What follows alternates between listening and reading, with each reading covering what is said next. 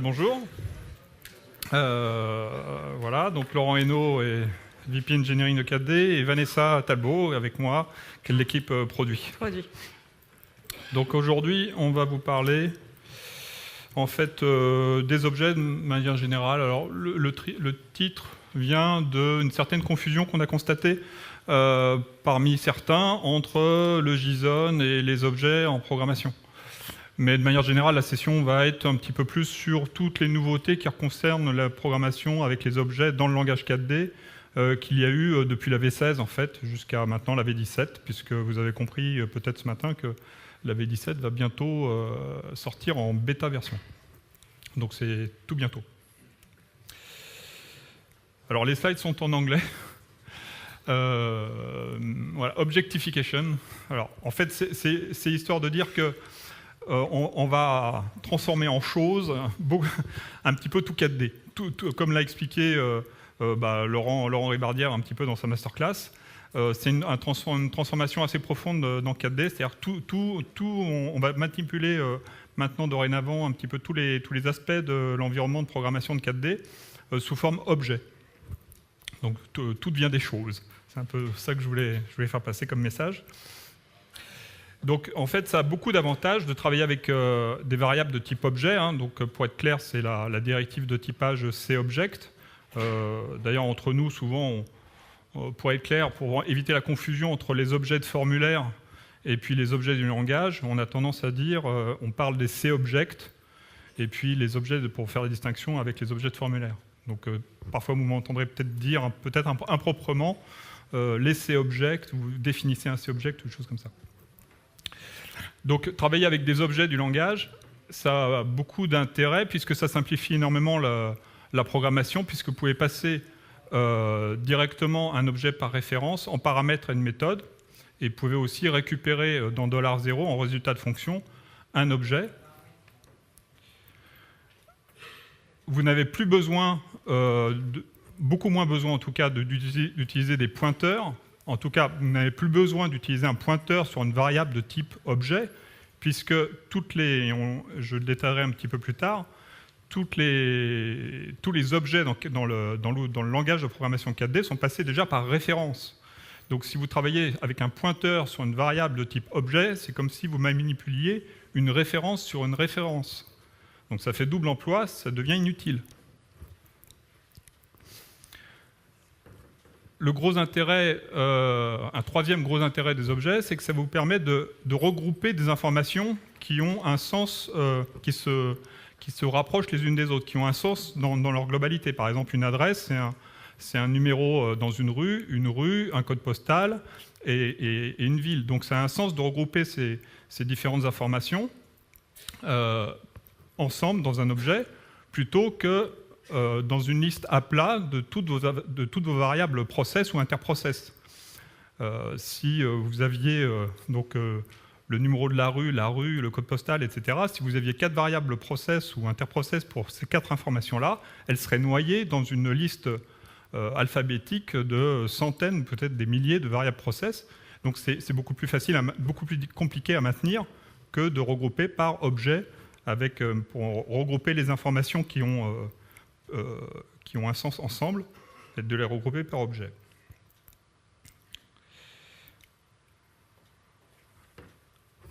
Un autre point intéressant, c'est que ça vous permet de donner un nom à vos paramètres. Quand vous passez un objet dans $1, $2, $3 à une méthode projet, dans l'objet, en fait, l'objet contient des propriétés.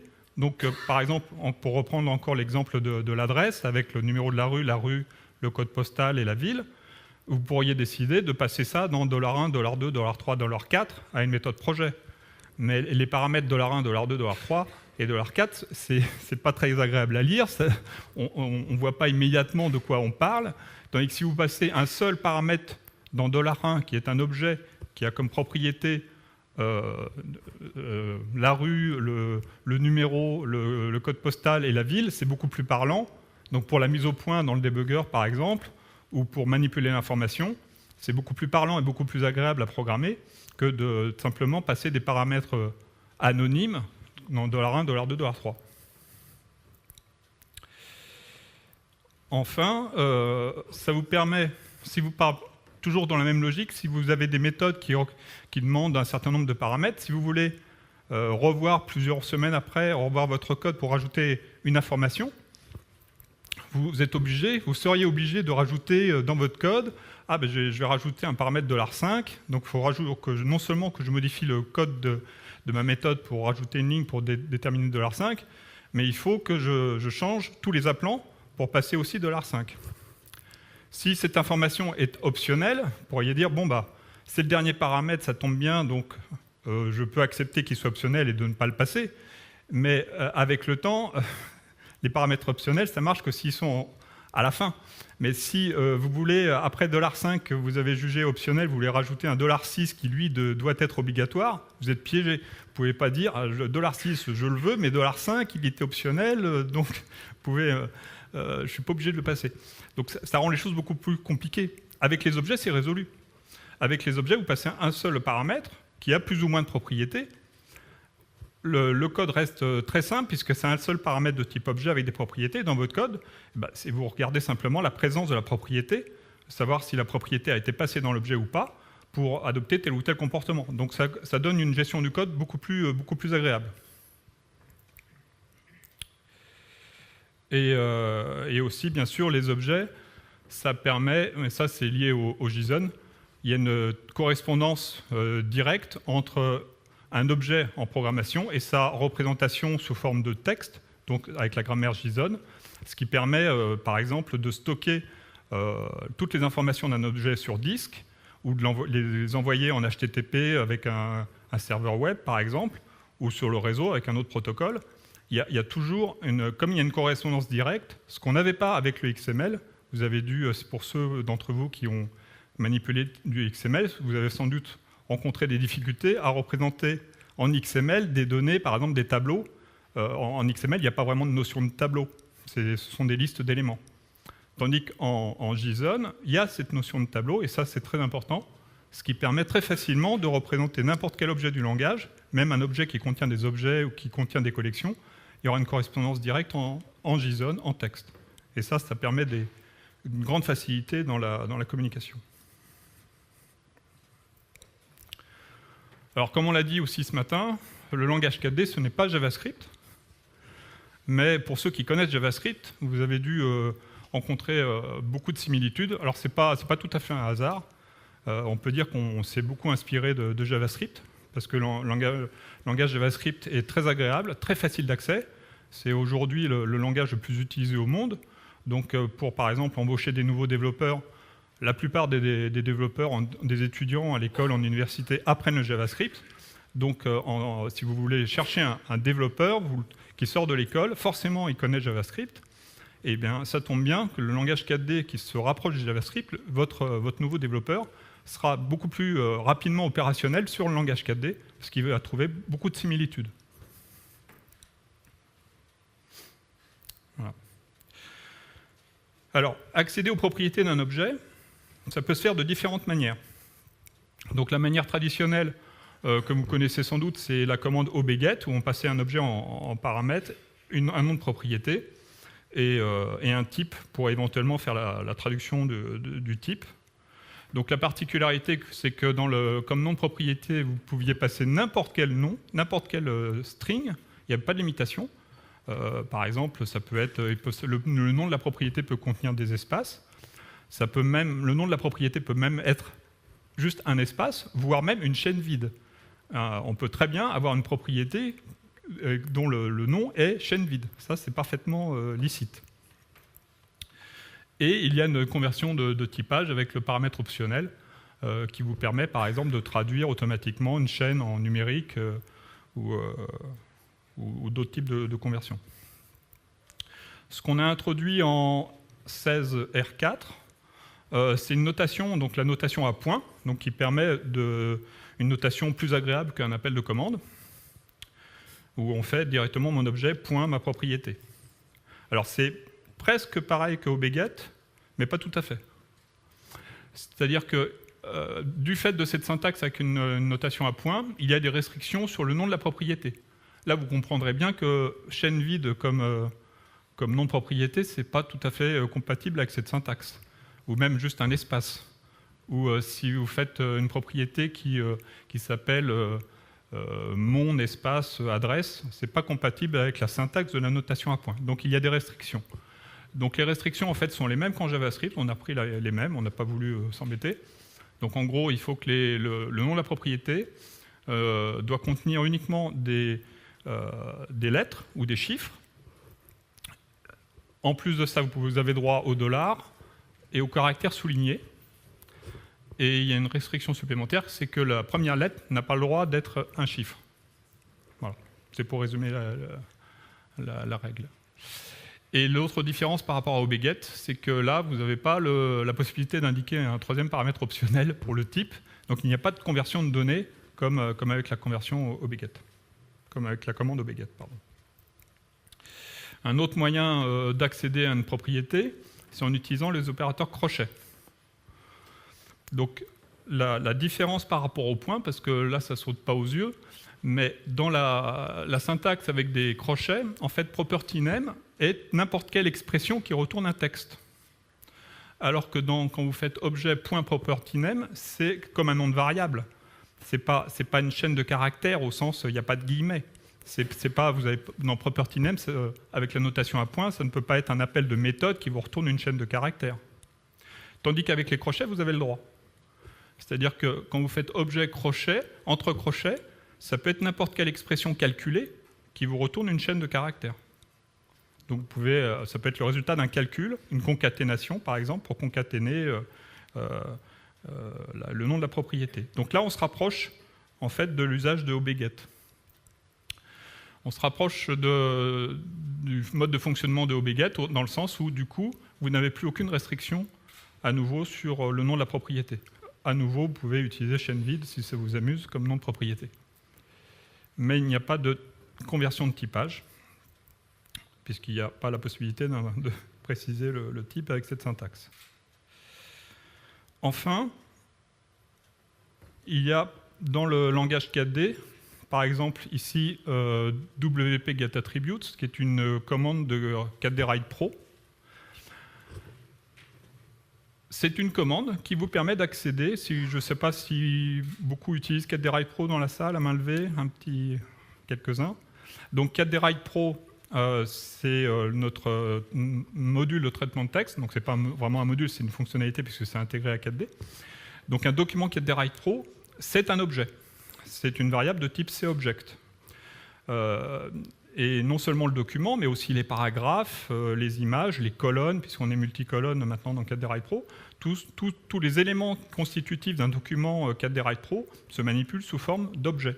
Et donc, par exemple, si vous voulez récupérer, je ne sais pas, une propriété d'un paragraphe, vous faites mon paragraphe, border, color, pour connaître la couleur de la bordure de votre paragraphe. C'est le gros intérêt d'utiliser les 4D Write Pro sous forme objet. La commande WP getAttributes, en fait, rajoute ce qu'on peut appeler un contrôle de la sémantique. C'est-à-dire que, comme cette commande sait que vous êtes en train de parler à 4D Write Pro, elle va essayer de voir ce que vous êtes en train de faire avec. C'est-à-dire, elle essaie, par exemple, tout bêtement, vérifier que vous n'avez pas fait une erreur de frappe dans le nom de l'attribut. Elle va aussi vérifier le type des attributs que vous passez. Elle va aussi rajouter une intelligence sur, par exemple, si vous essayez de fixer une couleur, il y a certaines couleurs c'est un code numérique, la syntaxe de la valeur numérique a certaines contraintes. Il doit y avoir une valeur minimale et une valeur maximale. Donc le fait de passer par des commandes spécialisées comme ça vous amène une intelligence supplémentaire sur la manipulation des attributs. Donc là, c'est juste un exemple avec WP getAttributes, mais il y en a d'autres comme ça. Si vous avez une préoccupation en termes de performance, retenez que la notation à point, parmi ces 4 possibilités, est la plus rapide. Donc un test rapide qu'on a fait en interne, en gros, c'est 4 fois plus rapide que OBGET. Voilà. Donc il y a un gain de performance, ne serait-ce que parce que ça se comprend, un objet .property name. a moins d'intelligence que OBGet, ne serait-ce que sur l'absence de typage, et aussi sur une autre intelligence dont je vous parlerai tout à l'heure, enfin vous vous rappellerez peut-être sur OBGet. Donc la syntaxe la plus simple et la plus minimaliste, et donc la plus rapide, c'est la notation à points. Avec une exception quand même, cependant, pour être complet, c'est que WP GetAttributes, pour manipuler un document 4D Write Pro, vous permet, en une seule commande, de passer à plusieurs couples propriétés-valeurs. Donc par exemple, si vous voulez modifier à la fois la couleur, le style, la fonte, la taille d'un paragraphe dans 4D Write Pro, il sera beaucoup plus efficace d'appeler WP GetAttributes en passant tous les paramètres en une seule ligne. Pourquoi? Parce qu'il y aura moins de charge dans 4D Write Pro à aller, si vous découpiez en 4 étapes pour fixer 4 propriétés, il y aurait un surcoût pour à chaque fois accéder au bon élément dans le document pour modifier une propriété. Si vous donnez les 4 propriétés à changer en une seule fois, ce sera plus rapide.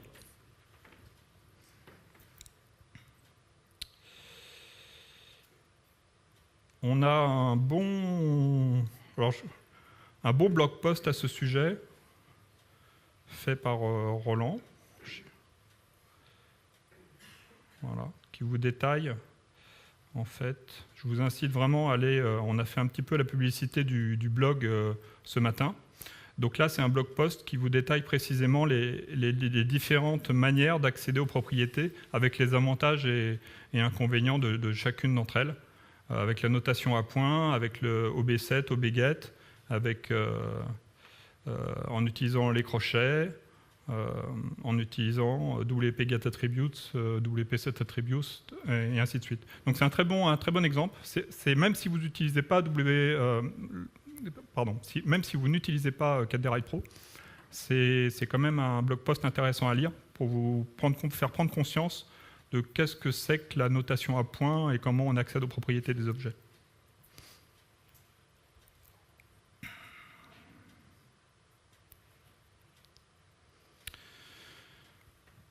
Alors, ça rejoint un petit peu ce que je disais tout à l'heure. Donc, un C-object, une variable de type C-object n'est pas un objet. Ne confondez pas. Une variable est une boîte nommée. C'est-à-dire, il faut vraiment que vous compreniez qu'une variable, c'est une boîte qui a un nom, hein, le nom de la variable. Et dans cette boîte, vous mettez quelque chose ou pas. Dans le cas d'une variable de type CObject, quand vous déclarez juste CObject $myObject, au début, la boîte est vide. Il n'y a rien dedans, il n'y a pas d'objet. C'est uniquement quand vous allez faire ma variable de point égal newObject ou quand vous commencez à utiliser OB7 sur cette variable que 4D va commencer à mettre une référence sur un objet dans cette variable. Alors, j'ai bien dit référence, parce que là, encore, c'est attention, on ne met pas un objet dans la variable, on met en fait que la référence à cet objet.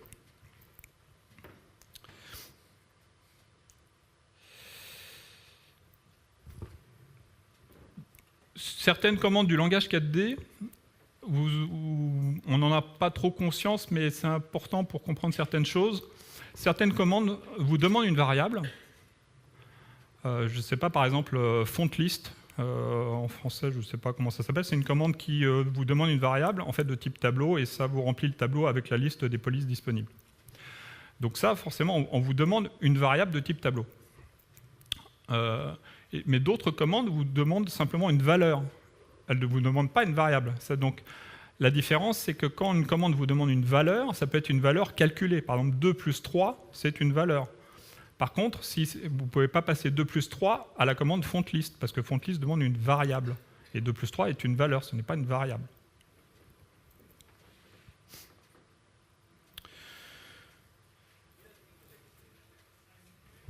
Là, ce que je vous disais, c'est que je vous parlais des commandes. Les méthodes projet, celles que vous écrivez en langage 4D, les méthodes 4D, aujourd'hui, ne sont pas capables de recevoir des variables. Elles ne reçoivent que des valeurs. Vous me diriez, mais les pointeurs, bah oui, les pointeurs, un pointeur est une valeur. C'est une valeur qui est une référence à une variable. Mais ce n'est pas une variable. Enfin, une variable de type pointeur est une variable, bien sûr. Mais si vous passez une variable de type pointeur à une méthode projet, ce n'est pas la variable qu'on passe, c'est son contenu. Son contenu, c'est un pointeur qui est une référence à une autre variable, ou un champ.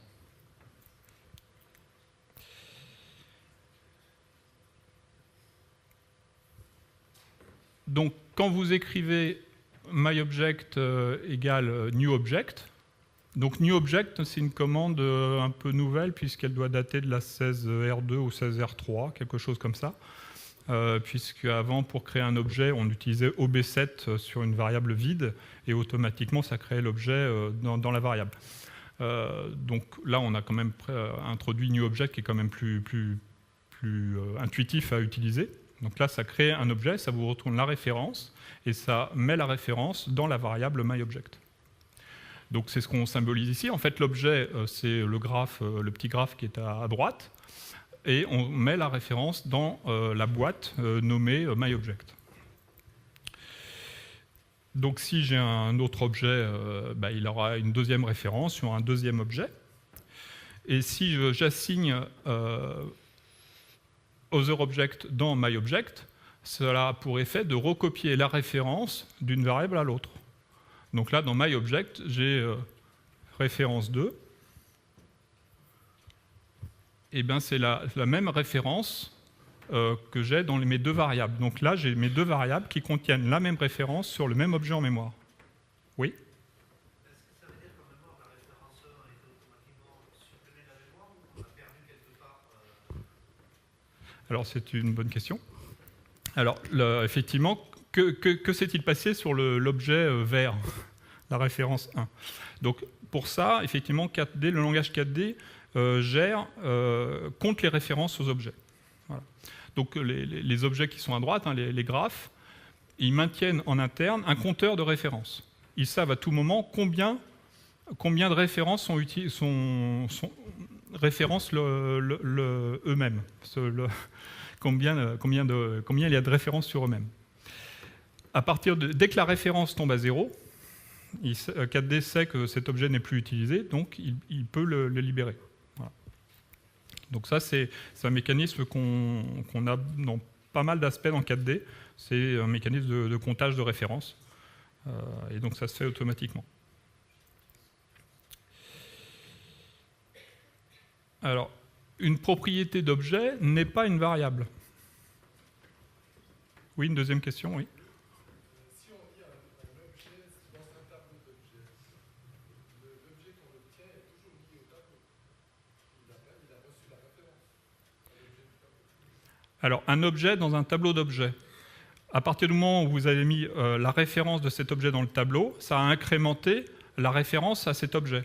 Cet objet est référencé par le tableau. Dans l'autre sens, je lis l'objet du tableau vers un objet.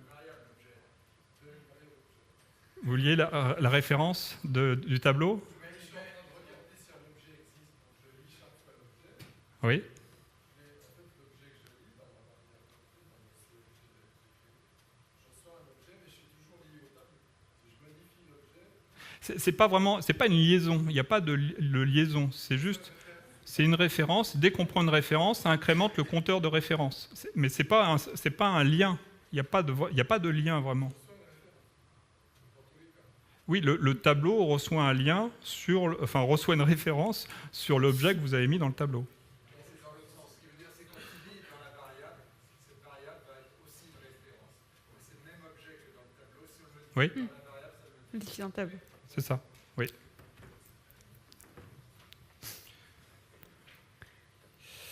Oui, donc une propriété d'objet n'est pas une variable. Cela veut dire que vous ne pouvez pas passer, par exemple, A.B à FontList.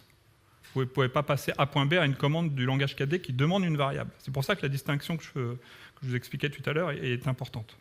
Donc ça peut être un petit peu déstabilisant. Je ne comprends pas. J'ai passé A.B à une commande du langage et ça ne marche pas.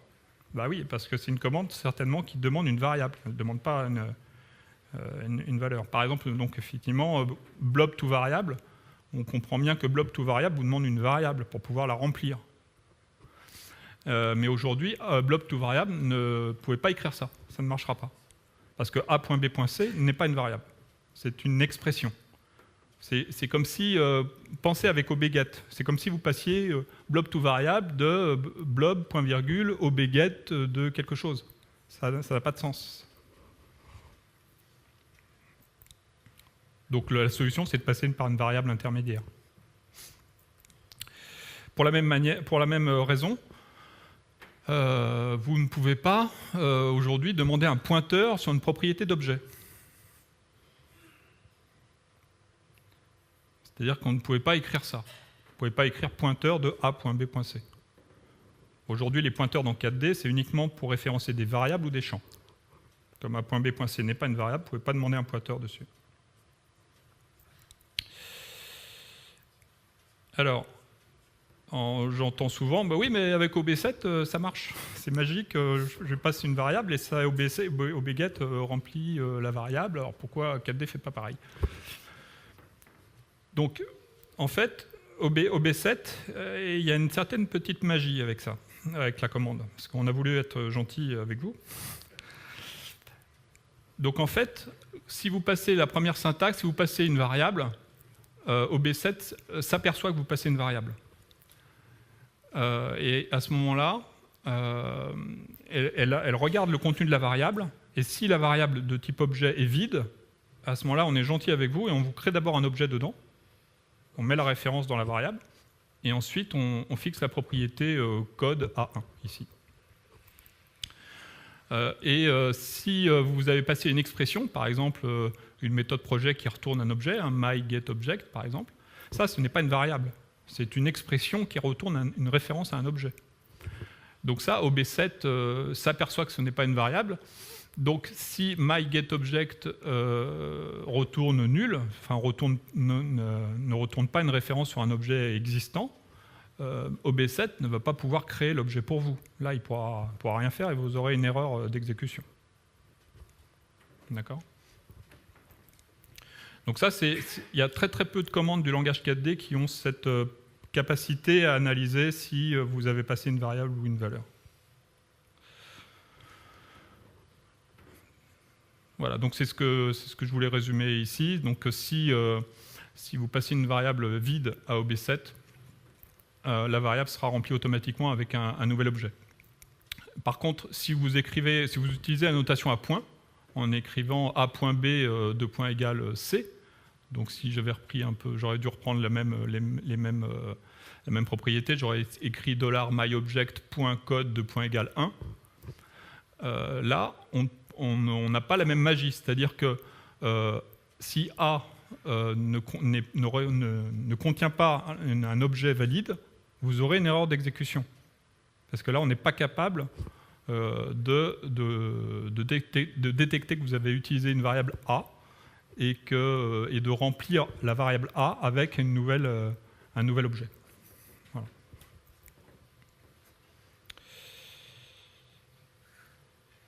Mais il y a la solution de tester, bien sûr, avant que si A est nul.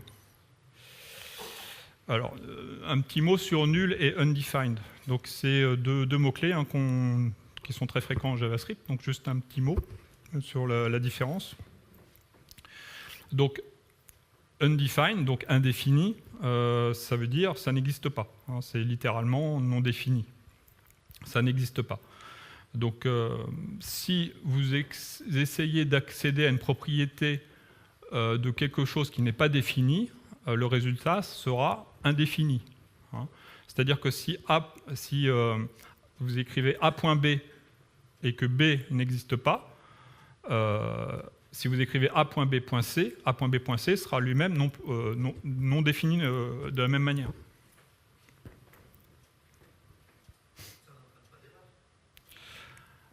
Alors, ça a entraîné des erreurs en R4, et depuis la R5, ça n'entraîne plus d'erreurs. Justement, ça a été un retour sur les forums pendant le bêta-test. de la R4, où les gens, effectivement, là, il y a eu un retour sur les forums de plusieurs personnes et ils nous ont convaincus qu'il était plutôt plus agréable de ne pas avoir d'erreur et simplement de propager la valeur indéfinie dans toute l'expression. L'erreur, vous finirez par l'avoir, bien sûr, si au final vous passez la valeur, le résultat de l'expression qui est indéfini, si vous la passez à quelque chose. Par exemple, si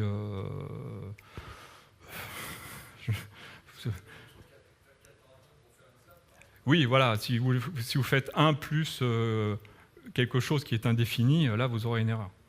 Et je peux faire, si j'ai un objet, par exemple A, je fais un C-object A, et je fais A.B.C égale Toto, ça auto-instancie B et C? Non, c'est ce que j'expliquais tout à l'heure, c'est que l'auto-instantiation ne se fait que par la commande OB7, pas par la notation à point. Oui.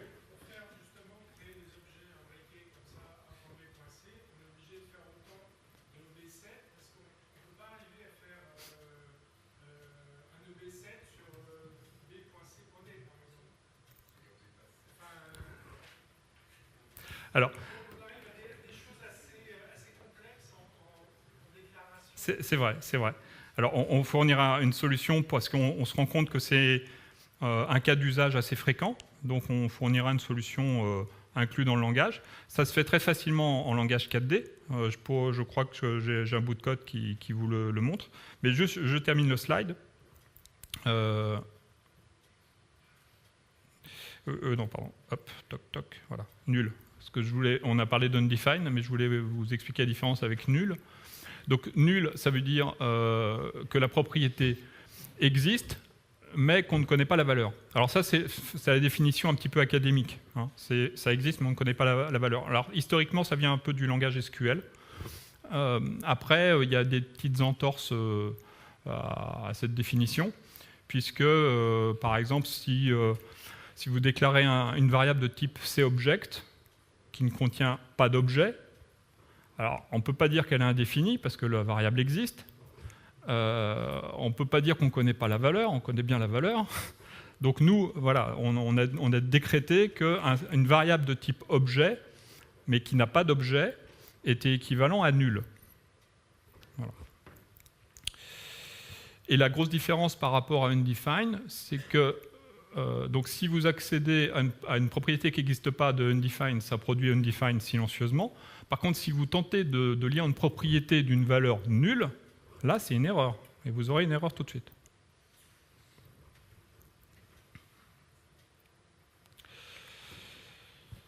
Donc ça, c'est ce que je viens de vous expliquer. Donc des variables de type objet, collection, ou même pointeur, en fait, puisque c'est assez similaire. Si ce sont des variables qui ne contiennent rien, en fait, vous n'avez pas encore affecté quoi que ce soit dans la variable, on considère qu'elles sont nulles. Pardon? Oui? Vous prenez un peu de l'avance sur mon slide.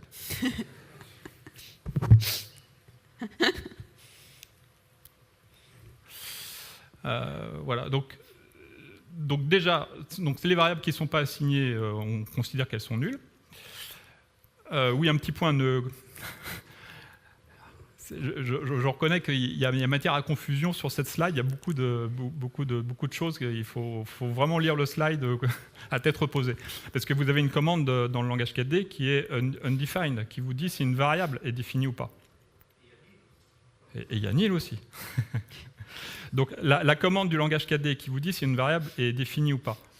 Donc en principe, elle est très rarement utilisée. Vous ne devriez plus trop l'utiliser dans votre code. Parce que, par exemple, en compilé, en mode compilé, et je vous recommande bien sûr, j'imagine que vous déployez toujours en mode compilé, cette commande ne sert à rien, puisque à partir du moment où vous l'avez citée quelque part, cette variable, au moment de la compilation, elle sera créée. Donc la commande undefined, aujourd'hui dans le langage 4D, retourne toujours faux.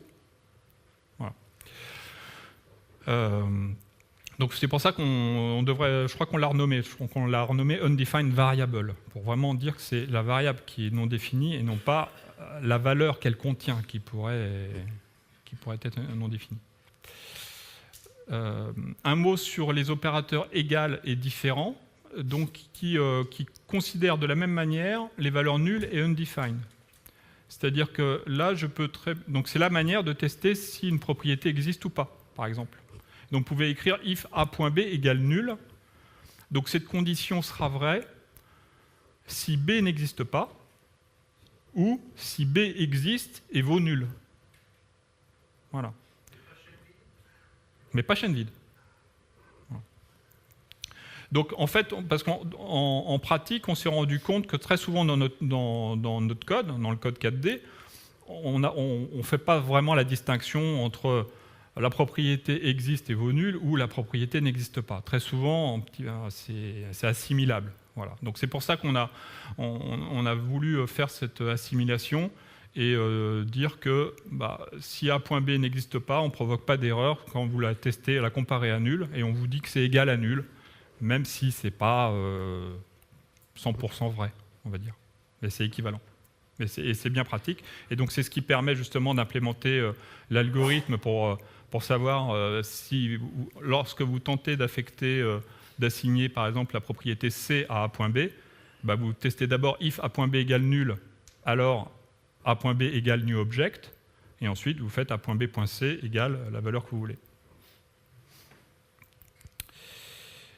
Donc nul, là vous le voyez écrit, donc c'est nouveau depuis la 16 R5. Donc nul est à la fois une commande, telle que je l'ai utilisée là, c'est aussi une valeur, d'ailleurs c'est le but de cette commande de retourner cette valeur, et c'est aussi un type. C'est-à-dire la commande nul retourne une valeur qui vaut nul et qui a pour type nul. Voilà. Comme ça on est clair, c'est que nul. Donc c'est intéressant de bien prendre conscience que, donc, au même titre que undefined a aussi un type particulier, qui est un type undefined. Et donc nul maintenant a son propre type à lui. Mais bien sûr, vous ne pouvez pas déclarer, contrairement au type longint ou text, vous ne pouvez pas déclarer une variable c underscore nul. Vous ne pouvez pas déclarer une variable de type nul. Ça n'aura pas beaucoup de sens de déclarer une variable qui n'aurait pour seule valeur possible nul. Donc on ne l'a pas fait. Oui, on a trouvé que c'était un peu nul.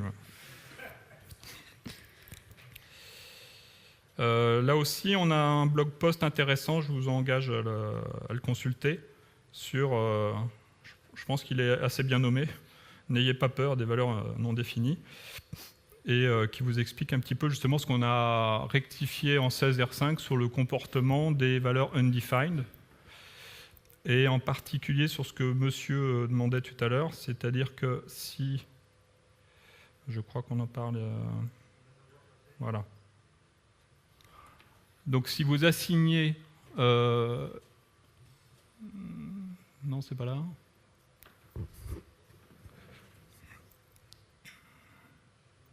Avant. C'était plus haut. Les vérifications. Non, je voulais savoir si on assignait nul.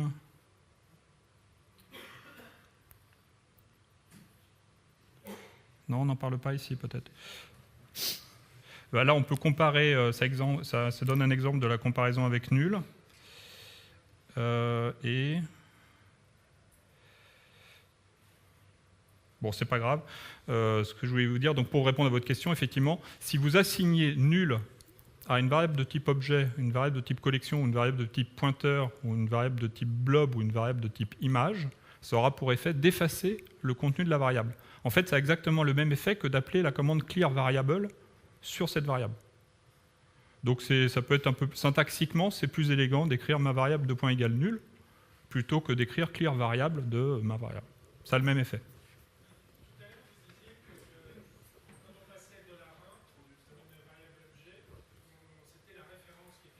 Oui. Ça veut dire que si je peux modifier directement $1, ce sera répercuté dans la variable locale qui était dans la... Alors, si vous modifiez l'objet dont vous passez la référence dans $1, oui, ça modifie l'objet. Donc tous ceux qui ont maintenu une référence à cet objet verront la modification. Donc ça fait l'équivalent d'un pointeur. Oui.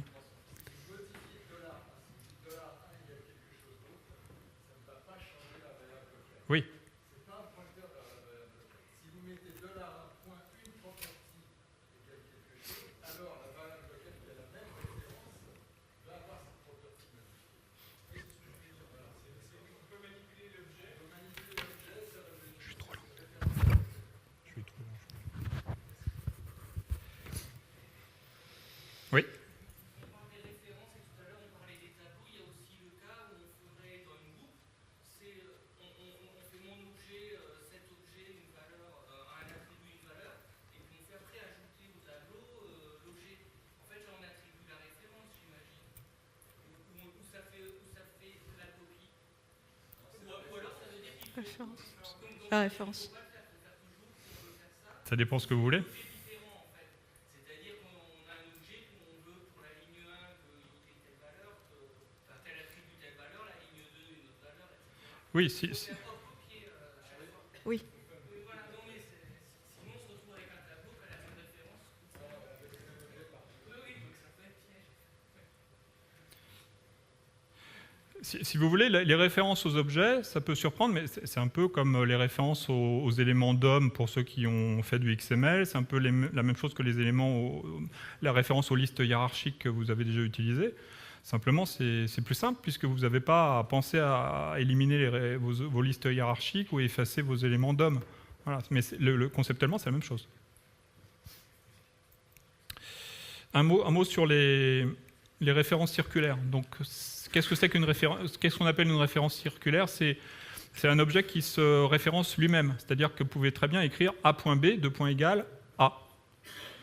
Donc ça veut dire que vous mettez dans A une référence à lui-même. Ça forme ce qu'on appelle un cycle. Alors c'est autorisé. Ça peut être surprenant, mais dans certains cas, ça peut être assez pratique. Mais bien sûr, il y a des contraintes. C'est-à-dire que ce genre de structure, vous ne pouvez pas l'exprimer sous forme de texte. Donc là, si vous tentez de l'exprimer en JSON, vous aurez une erreur. On ne peut pas représenter un cycle, parce que ça vous ferait un document texte infiniment long. Hein, A.B.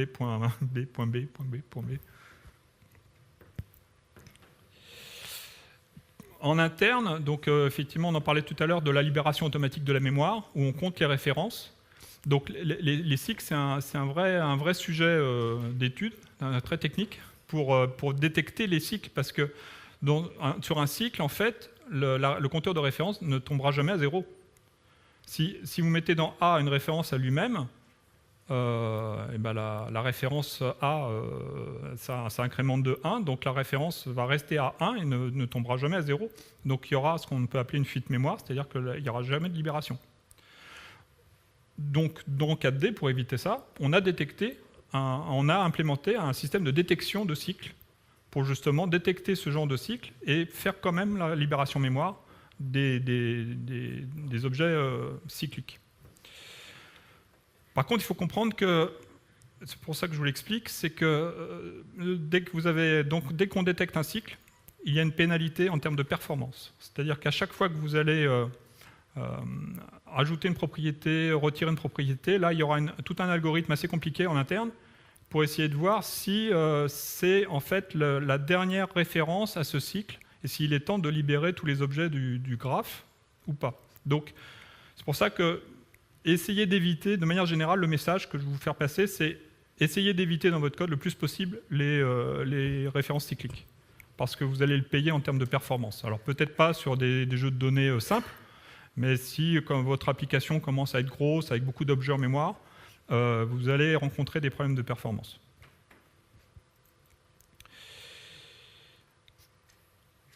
Sur donc d'autres limitations qui sont liées au fait qu'on ne peut pas les exprimer sous forme de texte, qu'on ne peut pas les mettre à plat. Donc par exemple, dans un champ objet de la base de données, la version 16 de 4D n'est pas capable de stocker un objet qui contient des cycles. Il y aura une erreur. De la même manière, si vous faites un variable toBlob, si vous essayez d'envoyer la variable à 4D serveur, il y aura des erreurs parce qu'on n'est pas capable de mettre à plat sur le réseau ou dans un disque, ou sur le disque ou dans un fichier. On n'est pas capable d'envoyer ce genre de structure à plat. Mais on travaille dessus. Voilà. Donc en 17, ou 17R2, on travaille sur un meilleur support de ce genre de structure. Et aussi en 17, on connaîtra un autre type de structure ou dans le même objet. C'est un peu l'exemple qu'on vient de citer tout à l'heure. C'est-à-dire que si j'ai un tableau qui contient plusieurs éléments qui sont en fait plusieurs références au même objet, si vous faites un variable to blob de ce tableau, et plus tard vous faites un blob vers variable, aujourd'hui en V16, en fait, vous n'aurez pas tout à fait le même tableau, parce que vous aurez un tableau rempli avec des instances différentes de l'objet. Alors, ce sera une copie. En fait, il y aura comme si c'était des copies de l'objet à chaque fois. Donc, c'est pas exactement, vous ne retombez pas exactement sur le même tableau. Donc ça, on travaille aussi dessus. En 17, on va reconstruire, on va détecter que c'est en fait plusieurs références au même objet. Et dans votre tableau, on va remettre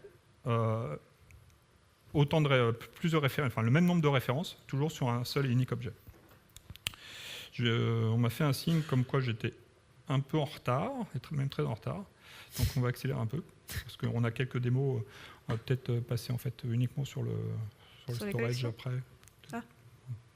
À la fin.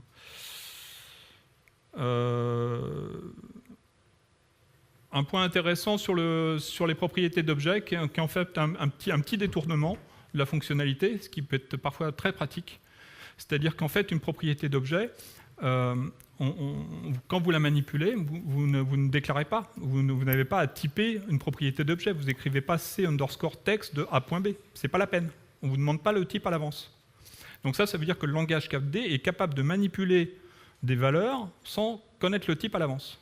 C'est vraiment uniquement au moment de l'exécution qu'on va se préoccuper du type que vous manipulez. Aussi bien en interpréter qu'en compiler, même en compilé. Donc ça, c'est, par exemple, si vous écrivez ce code-là, $0.value, de point égal, $1.value plus $2.value, je ne sais pas du tout ce que je manipule là. Est-ce que c'est une concaténation de chaînes de caractères? Est-ce que j'additionne des nombres? Ou est-ce que j'additionne deux images? Je ne peux pas le savoir. 4D ne peut pas le savoir, ni en interpréter, ni en compiler, avant d'exécuter véritablement le code. Donc en fait, ça peut être choquant, mais parfois c'est très pratique. Donc en fait, en interne, vous comprenez que en fait, c'est un peu équivalent à ce que si vous passiez par des pointeurs. Comme un pointeur, quand vous déclarez un pointeur, vous ne dites pas c'est un pointeur sur une variable de type texte, vous dites juste c'est un pointeur. Et c'est uniquement quand on déréférence le pointeur qu'on sait vraiment quelle est la valeur pointée. Donc en fait, le code derrière est un peu équivalent à ça, c'est-à-dire que c'est une addition de deux pointeurs dépointés, donc c'est vraiment que à la dernière minute, au moment même où on exécute, même en compilé, qu'on sait ce qu'on est en train d'additionner. Est-ce qu'on additionne des images, des chaînes ou des nombres? C'est vraiment au moment où on l'exécute. Donc évidemment, ça veut dire que c'est à ce moment-là qu'on peut avoir une erreur d'exécution, si vous tentez d'additionner une image avec un texte, par exemple. Donc ça veut dire qu'on diffère la détection du type au runtime. Donc c'est plus lent, parce que toutes les vérifications de typage, on ne peut pas le faire au moment de la compilation, on est obligé de le faire au moment de l'exécution, donc ça va ralentir l'exécution. C'est aussi unsafe, c'est-à-dire c'est pas sûr, parce que les erreurs, vaut mieux toujours avoir les erreurs au moment de la compilation sur votre poste de développement, plutôt qu'en exploitation chez le client. Donc c'est pour ça que c'est moins sûr. Mais c'est quand même parfois très pratique, puisque ça vous permet d'avoir du code qui, par exemple, une méthode, vous pouvez écrire une méthode projet 4D qui retourne dans $0 n'importe quel type. Et ça, c'est magique. Parce que ça vous permet d'écrire du code générique qui manipule, par exemple, du texte, des nombres, ou n'importe quoi, en fonction des données que vous avez lues sur le réseau ou ailleurs. Oui? Et si dans mon affectation ici, je rajoute, par exemple, un plus, soit une constante numérique, soit une variable qui est typée, à ce moment-là, ça fait un cast de tout le reste, et la perte de performance, on l'a plus compilé, ou le cast sera quand même... Non, toute l'analyse sera différée au moment de l'exécution. Oui. Le typage, il faut vraiment considérer que les directives de typage, C_text, C_number, c'est des aides pour le compilateur pour essayer d'optimiser dès la compilation, pour que votre code soit plus efficace à l'exécution. Si vous ne l'aidez pas, forcément, ça sera un petit peu plus lent à l'exécution.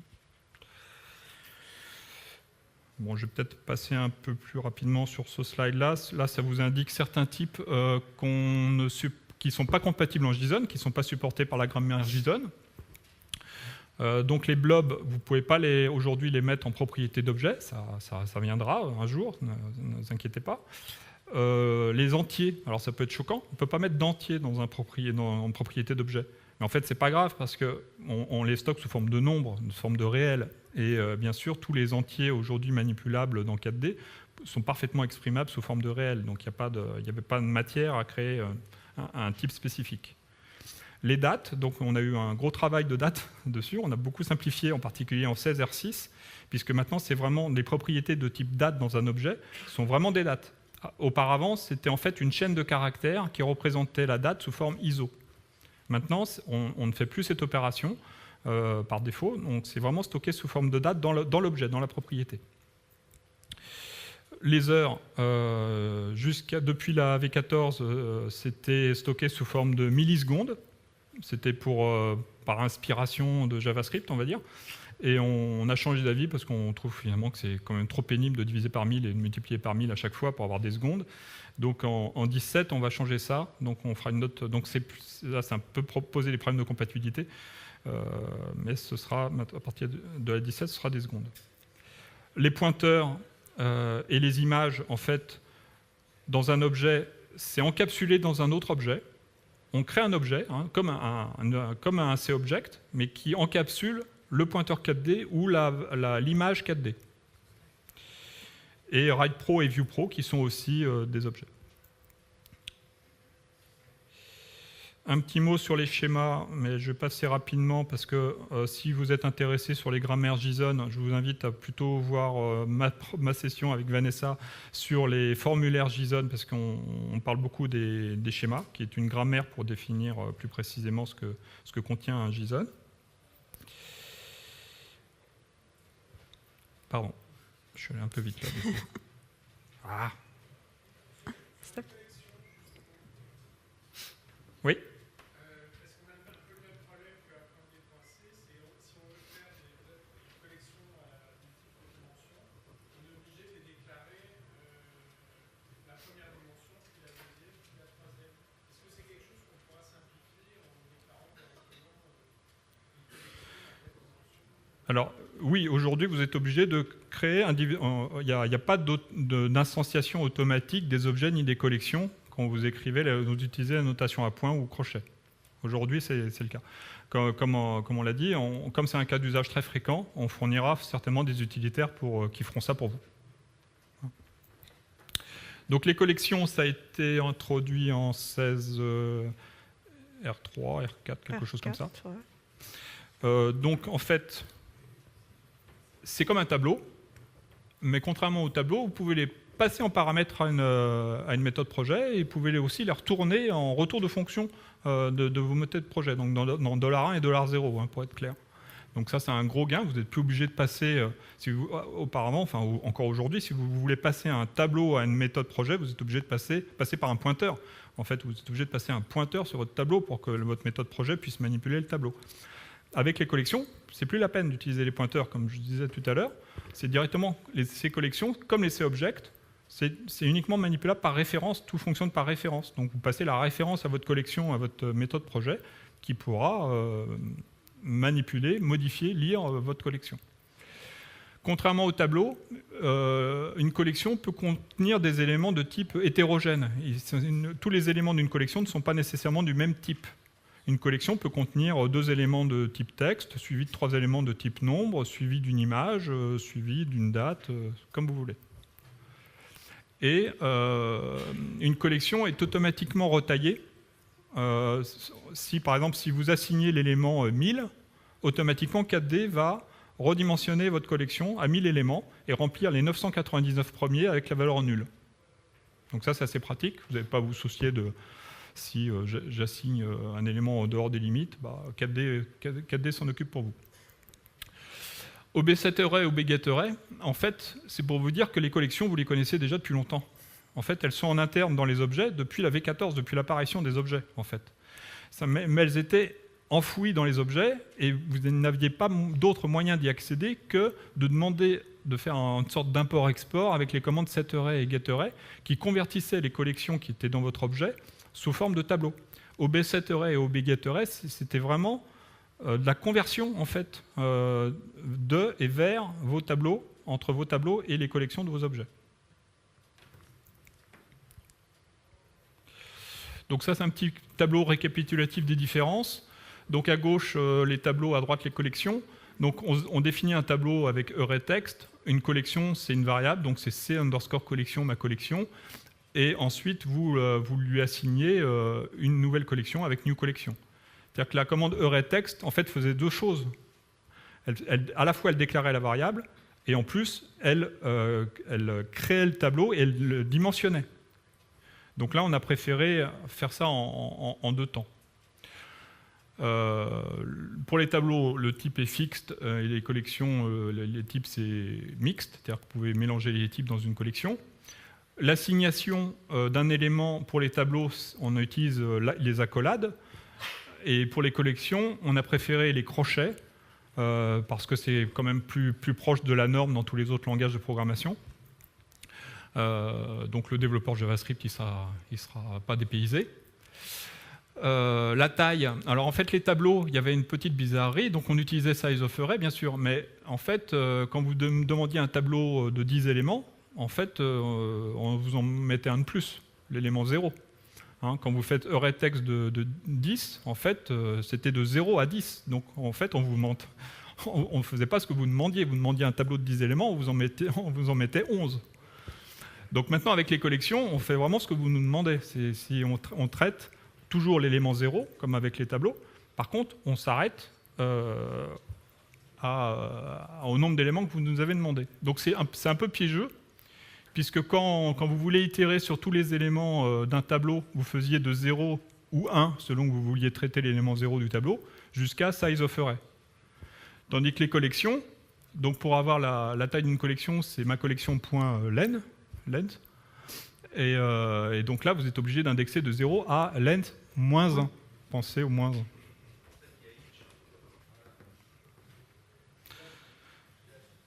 On va passer là-dessus. On n'a pas le temps. C'est juste le blog post. Donc là, il y a un gros blog post. On n'a vraiment pas le temps de passer en revue les 40 méthodes qui ont été introduites en R5 sur la manipulation des collections. Il y en a vraiment pour tous les goûts. Vous pouvez le télécharger sur le blog post. Il y a une démonstration qui a été faite par Fabrice qui a illustré toutes les commandes qu'on peut voir sur le slide avec des petits exemples et comment les écrire. Oui. Le for each. Donc, pour itérer sur tous les éléments d'une collection, comme je vous disais, il faut penser à itérer de 0 à length moins 1. Mais on a trouvé que c'était quand même pas très élégant. Donc c'est pour ça qu'on a fait la structure for each. Enfin, en partie pour ça. Pour plein d'autres choses, pour plein d'autres raisons. Mais c'est voilà. Donc donc c'est une structure de contrôle qui ressemble beaucoup au for and for. Mais la différence, c'est qu'en fait, vous précisez une variable qui va contenir l'élément et la collection dans laquelle vous voulez itérer sur tous les éléments. Vous n'avez plus à gérer le compteur de boucle. Vous n'avez plus à gérer $i. On le gère pour vous de manière transparente. Donc vous n'avez plus à vous soucier de est-ce que je dois aller jusqu'à length moins 1, ou etc. La même structure de contrôle for each peut vous servir à itérer sur toutes les propriétés d'un objet. Donc ça peut être pratique. En fait, c'est plutôt que de faire obGetPropertyNames pour récupérer dans un tableau tous les noms des propriétés de l'objet et ensuite faire un for pour itérer sur tous les noms de propriétés de l'objet, vous faites plus simplement for each, property name, dans mon objet, et pour afficher ici tous les noms des propriétés de mon objet. Alors, notez que ça vous retourne les noms des propriétés, pas les valeurs. Si vous voulez la valeur, ensuite, vous pouvez faire mon objet crochet de $propertyName, par exemple. Décidément, tout le monde pressent les slides qui arrivent. Donc, vous pouvez aussi utiliser for each pour itérer sur une entity sélection. Donc, vous pouvez voir ça comme une collection d'entités dans la base de données. Donc là, par exemple, pour afficher la propriété name de toutes les entités de ma collection.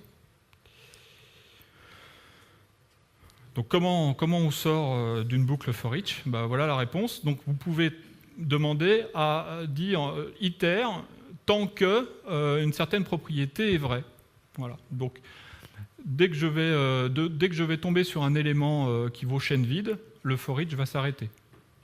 Donc c'est quand même plus élégant que dans une boucle for and for traditionnelle de faire $i de point égal size of array plus 1 pour essayer de sortir de votre boucle for plus tôt. Là, vous exprimez la condition de sortir directement dans le for each.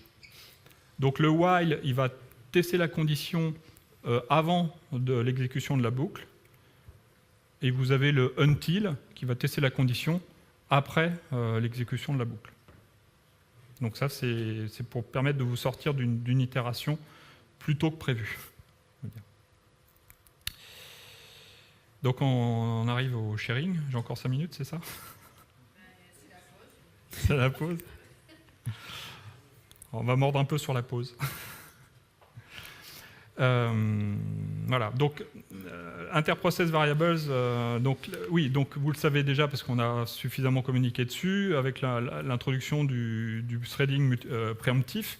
Donc les variables interprocess ne sont pas utilisables depuis une thread préemptive.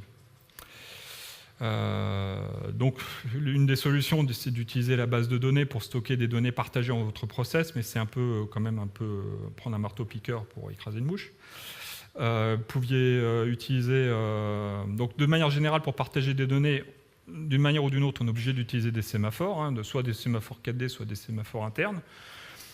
Mais les sémaphores, c'est coûteux en termes de temps d'exécution.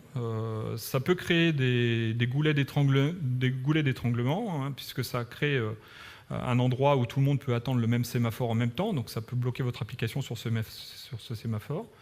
Plus grave, ça peut créer des deadlocks, c'est-à-dire il y en a un qui tient un sémaphore, donc il est en attente, et manque de peau, il y a un autre process qui attend celui qui attend le premier sémaphore.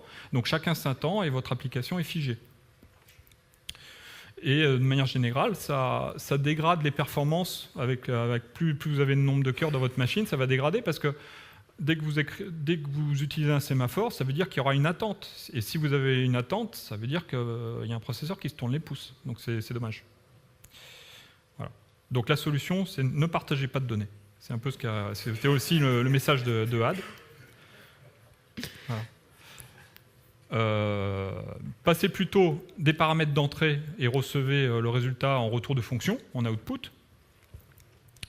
Donc ça, c'est un petit peu ce qu'on appelle des fonctions pures. Une fonction pure, qu'est-ce que c'est? C'est une fonction qui ne dépend pas d'informations cachées. C'est-à-dire, c'est une fonction dont le résultat ne va dépendre que de ses paramètres d'entrée. Voilà.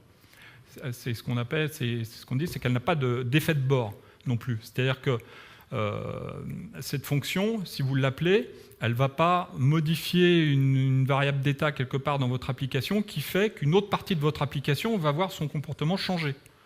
Ça, c'est ce qui fait que les applications sont très souvent très difficiles à débugger et à maintenir. C'est quand vous êtes un nouveau développeur vous arrivez sur du code que vous n'avez pas écrit, vous voyez que c'est une méthode qui demande $1, $2, qui retourne $0, vous dites bon, c'est bon, c'est une fonction qui est simple, elle prend 2 paramètres, elle retourne une valeur. Vous n'imaginez pas qu'elle va modifier une variable interprocess qui va influer sur un autre process derrière et qui va faire des choses bizarres, ou dans l'autre sens, le $0 en fait va dépendre de plus que $1, $2, ça va dépendre d'une variable cachée qui n'est pas décrite dans la documentation. Donc c'est ce qu'on appelle une fonction pure. Donc plus vous avez des fonctions pures, et plus votre code sera maintenable. Donc pour passer des paramètres d'input et d'output, le meilleur moyen, c'est ce qu'on a introduit avec callWorker et callform, qui sont vraiment conçus pour passer des messages à un process ou un formulaire pour faire quelque chose, pour faire un traitement particulier. Et donc ça, c'est vraiment les règles théoriques pour obtenir les meilleures scalabilité et stabilité. Bon, ceci dit, maintenant, il faut être pragmatique. on se doute bien que parfois vous avez quand même besoin de partager des données et que vous n'avez pas besoin de... Enfin, la théorie c'est bien, mais la pratique c'est encore mieux. Donc c'est pour ça qu'on a introduit deux nouveaux types de données qui sont les shared objects et les shared collections. Donc on a essayé de vraiment d'éliminer tous les problèmes inhérents au partage de données. Donc en particulier la gestion des sémaphores qui était compliquée, on l'a caché. C'est intégré, c'est en interne, c'est géré pour vous, c'est dans les shared objects et les shared collections. En fait, il faut comprendre que dès que vous mettez un objet dans un autre objet, ça les lie ensemble, ça forme ce qu'on appelle un graphe d'objets. Et en fait, on va gérer un sémaphore pour protéger cet ensemble d'objets, cette grappe d'objets. Donc ça s'utilise comme ça, comme vous avez vu ce matin. Donc c'est une nouvelle structure de contrôle qui est use and use, donc qui permet en fait d'acquérir ce sémaphore interne, hein, qui permet de dire bon bah je compte modifier cet objet. Donc je déclare que je souhaite l'utiliser. Ça permet de garantir que vous serez le seul dans toute votre application, dans tout votre applicatif, à modifier cet objet. Les autres process qui tenteraient d'utiliser cet objet vont être mis en attente, comme s'ils prenaient un sémaphore. Donc en fait, on a deux mécanismes internes. Il y en a un qui est très rapide, complètement transparent et invisible, qui est utilisé uniquement pour la lecture.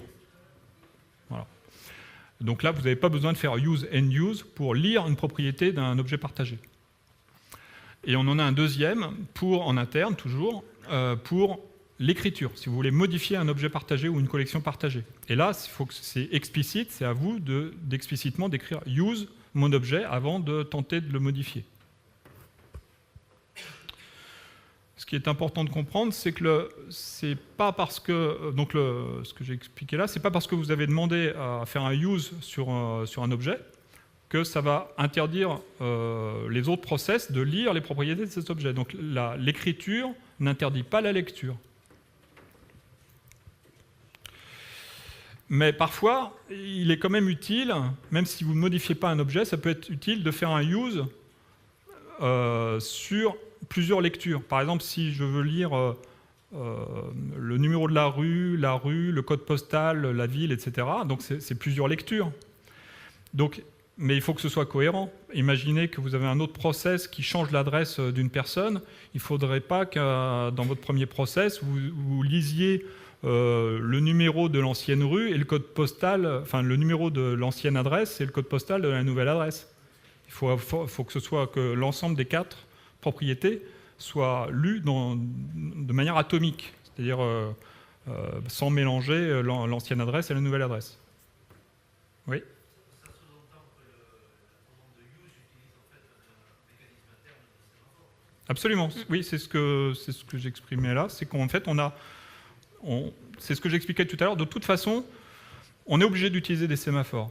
Que ce soit des sémaphores 4D dont vous avez la responsabilité ou que ce soit des sémaphores internes, nous, en C++, dans notre code qu'on gère, de toute façon, on est obligé.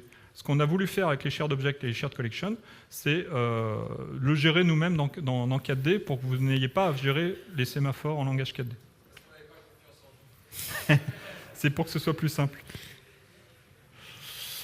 Alors ça élimine pas mal de problèmes. En particulier le fait que use and use, vous ne pouvez pas, comme c'est une structure de contrôle, hein, comme if and diff, comme if and diff, vous aurez une erreur de compilation si vous faites use et vous oubliez le end use.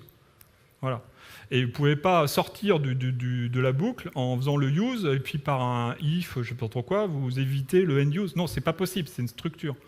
Donc ça, c'est ce qui fait que vous ne pouvez pas oublier de libérer le sémaphore. S'il y a un process qui crache, ce sera automatiquement libéré pour vous. Pardon ? En débogage, dans la fenêtre du débuggeur, on peut déplacer le curseur, la position d'exécution, et si on sort sans passer par le end use, alors, il y a un vieil adage qui dit que si vous cherchez les ennuis, vous finirez par les trouver.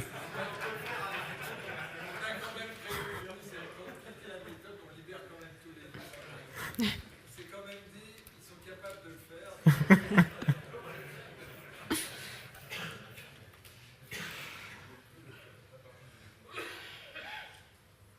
Oui, donc le gros gain de tout ça, c'est ce qu'on a montré ce matin, c'est que vous savez que si vous tentez de passer un objet à la commande new process ou call worker, un objet classique, il est cloné.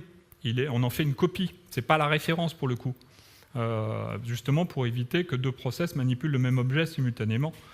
Donc la grosse différence avec les shared objects et les shared collections, c'est que si vous passez un shared object ou une shared collection à un autre process, là, c'est pas une copie, c'est la référence. Et donc plusieurs process peuvent utiliser les mêmes données en même temps.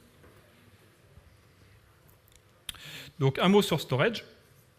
Donc en fait, c'est quasiment le même slide que A de ce matin, mais beaucoup moins joli. Donc storage, c'est quoi? C'est un catalogue global pour y mettre vos shared objects et vos shared collections. Donc en fait, c'est un catalogue par base de données et composant. C'est-à-dire qu'un composant aura son propre catalogue pour ses propres shared objects. Si vous voulez mettre quelque chose dans le catalogue ou le retirer, il faudra utiliser use and use. Donc ça s'utilise de cette manière-là. Là, par exemple, je rajoute quelque chose dans mon catalogue global, qui est un objet que j'appelle info, pour y mettre un objet partagé, pour par exemple deux propriétés, qui est le host www4d.com et le numéro de port 80. Donc c'est typiquement des paramètres de connexion à un serveur. Et ensuite, quand je souhaite l'utiliser, c'est l'intérêt du storage, c'est que où que je sois dans 4D, n'importe quel process, d'une database méthode ou une web connection, ça peut être un trigger, n'importe où, j'ai accès à storage, et là je peux récupérer mes infos que j'ai pu renseigner dans ma méthode base sur démarrage, par exemple. Oui ?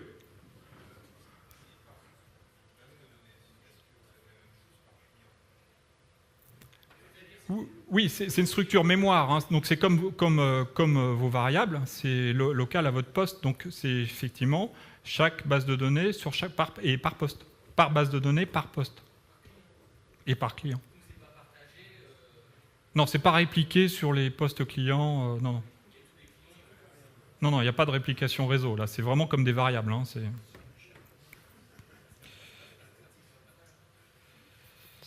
Voilà. Je ne sais pas si on a le temps de faire... Est-ce qu'on a le temps, 5 minutes, de faire une démo? Il y a la session d'après qui va démarrer. C'est qui après? Caroline. Elle n'est pas là, Caroline?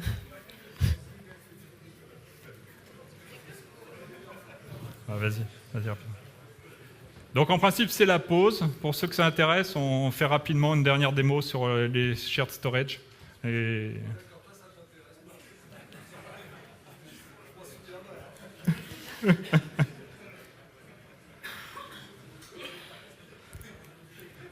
Tant que Caroline n'est pas dans la salle pour s'installer. Donc c'est un exemple qui est disponible également sur le blog post que vous pouvez télécharger, qui est assez simple, mais qui a but de vous montrer comment l'utiliser, la meilleure façon de coder et d'utiliser les... Donc là, c'est avec les share objects. Donc ici, on préconise plutôt d'utiliser une variable locale auquel vous affectez votre new share object. Ça. Voilà. Et ensuite, dans le code, plutôt de faire le use sur la variable locale, puisque de toute façon, c'est juste une référence vers le share object. Et ici, on va créer... donc l'exemple, c'est un inventaire de livres, de CD, etc., et qui veut calculer, pour chacun des types, calculer le nombre d'éléments. Donc en fait, après, on fait une boucle sur les éléments, où on lance un new process, et auquel on passe le share object pour que chacun des process ait l'information du nombre, et puisse remplir, le nombre d'items.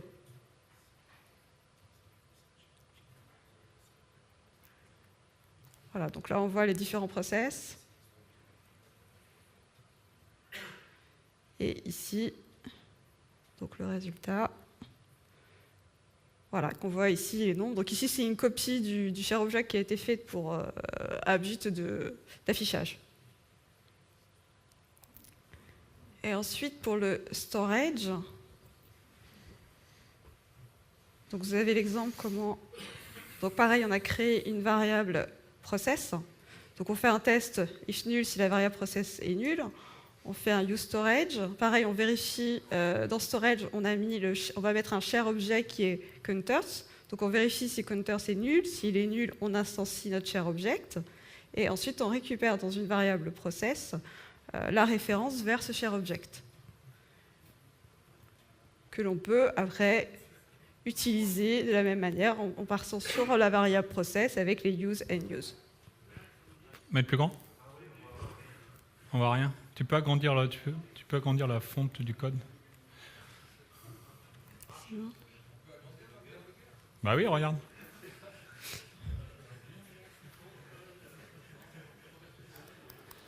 Il faut relancer plutôt. Il faut que tu ailles dans les prefs.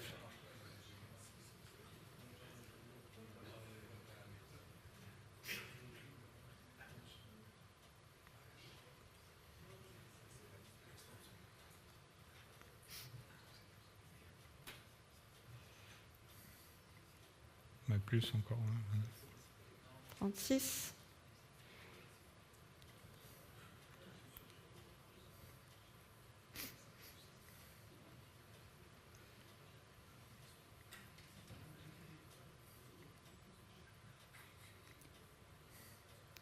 Hop. C'est mieux.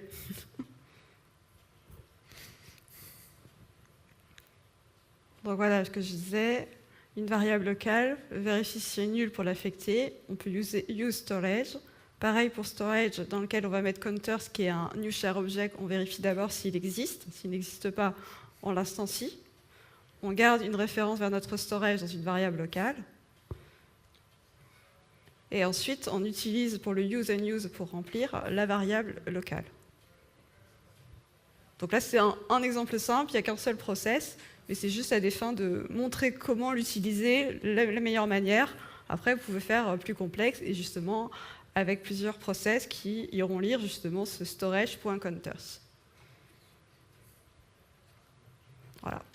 Alors là, Jean-Pierre et Olivier, jeudi, expliquent tout ça en détail, en long, en large et en travers, et en expliquant vraiment comment ça fonctionne en interne, pour ceux que ça intéresse. Et ce qu'il ne faut pas faire. Merci.